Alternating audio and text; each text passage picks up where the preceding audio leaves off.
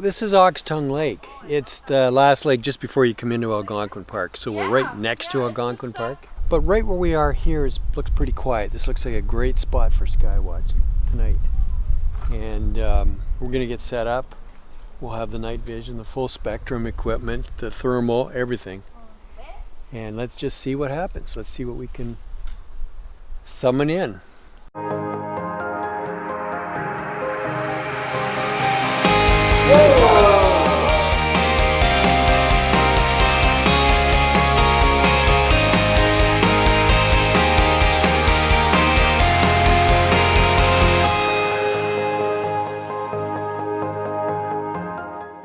This is a sky tracking unit. It's going to keep the stars aligned throughout the night as the Earth rotates, so the camera will move slowly at the same speed as the Earth, so we'll be able to keep the stars fixed, and anything that shows up as a streak is either a meteorite or something unknown, and we're looking for the unknowns.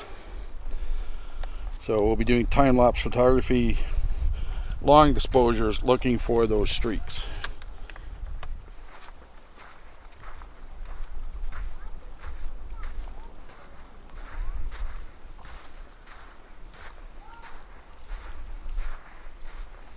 Well, this is time-lapse stuff. So there's visible time-lapse, there's infrared time-lapse. So it's going to take 30-second shots and then through the night, and it'll put them together into a video. So you'll see them all run, it'll speed it up. But anything that might be in the sky, it of course will be painted in the time-lapse because there'll be 30-second shots. So you'll see satellites, you'll see, the rocket bodies, you'll see stars, all these kind of things, and hopefully we'll actually see some anomalous things as well.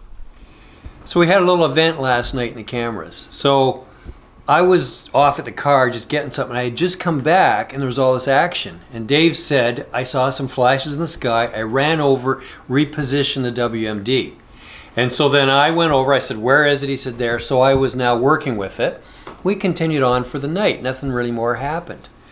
Right now, this is the day after, we're just going through the footage, through the full spectrum video footage, and we've identified something in the sky. Now, Dave said it was around 10:15 p.m. So I'm going to show you, I'm going to let it play. See that? Isn't that wild? Okay, stop it. We'll play it again. Yeah. Play it again. There it is. Let's go through here. There it is. Okay, so there's the frame before. There's the frame. Look at that. Let me move this out of the way. What the heck is that? There's no clouds in the sky. If you go back, you can see all the stars. Okay, there's no clouds in the sky. The only clouds are on the horizon here, way off in the distance. Show 4 frames. So there's the first frame, second frame, third frame, fourth, and fifth, there's nothing there. So look at the reflection on the water, because my first thought was, because Dave was up there, maybe he had his lights in front of the camera or something. But look at the reflection on the water. So whatever it was authentically in the sky at a distance. If you look at the angles, it was at a far distance in order to reflect where it's reflecting on the water. So it's definitely something in the sky. Mm-hmm. But at this point, there's the Perseids meteor. What do you call it? Perseids meteor shower. Meteor shower. Not a meteor. And that was my first thought. Maybe it's a meteor. Dave here, who's head of MUFON Canada, and he's an investigator. He was the chief investigator. He knows this stuff big time. And he says this is not a meteor. So what the heck is it? What is it? What started this whole thing is, if you stop right there, the 3 triangle stars, is I was sitting in my chair and I saw a flashbulb 3 times. I grabbed the laser, pointed it out to everybody, dropped that, ran over to move the WMD because you were up at the car, and I saw, as I was running over it, 3 more flashes. So I got to this point and I walked sideways to get away from it to look to see if there's more flashes. Gone. So I didn't see it, but maybe I didn't see it because it's in a non-visible light. That is flashed so fast, it was too fast for the human eye to catch, or it was out of the spectrum. I think it's out of the spectrum because it's pretty bright. But the interesting thing is, I just want to point out, it's exactly where I was looking. And I ran over to move the WMD to catch the flashbulb. That's not a flashbulb. That's an anomaly like I can't explain. What is it? It's pretty bizarre. It is bizarre. We've So never further- seen anything like that Further before. investigation, while we get all the video from the other cameras you have, the night vision and all that, we need to compare the time frames to see if we have something in other visible spectrums. Where's the satellite? This camera did not catch it. I didn't hear what Dan said though. Not Did you visible guys- light spectrum. So then it's ultraviolet. Yeah. It'd have to be ultraviolet. Oh, look at that one. Did you guys see That's that another one. That's shooting another one. That was you when you came back. And you weren't back when I saw it. So Yeah, it's I'd go gone back too a little far. further if you want. So right now, the night vision did not capture that anomaly. So night vision is infrared, near infrared. Okay. So now we're zeroing in on the ultraviolet. The other end of the spectrum, Other end which of we visible. obviously cannot see.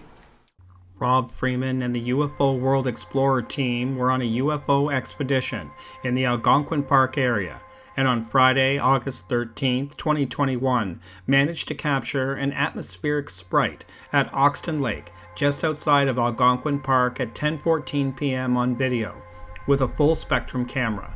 It was a clear sky, all the way to the intense lightning storm that was happening around the southern part of Lake Ontario and Lake Erie, so the circumstances lined up perfectly for us to see it approximately 200 miles away.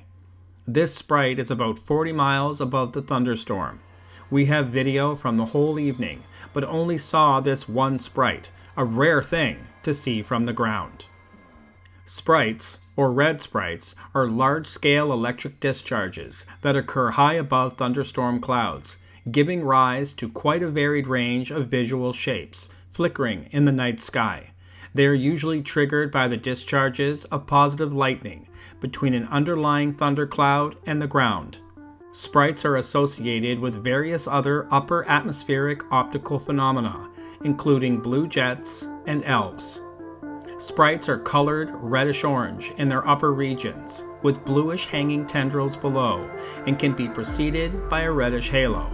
They often occur in clusters of 2 or more, and typically span the altitude range 50 to 90 kilometers, 31 to 56 miles, with what appeared to be tendrils hanging below and branches reaching above. In order to film sprites from Earth, special conditions must be present. 150 to 500 kilometers of clear view to a powerful thunderstorm, with positive lightning between cloud and ground, red sensitive recording equipment, and a black unlit sky.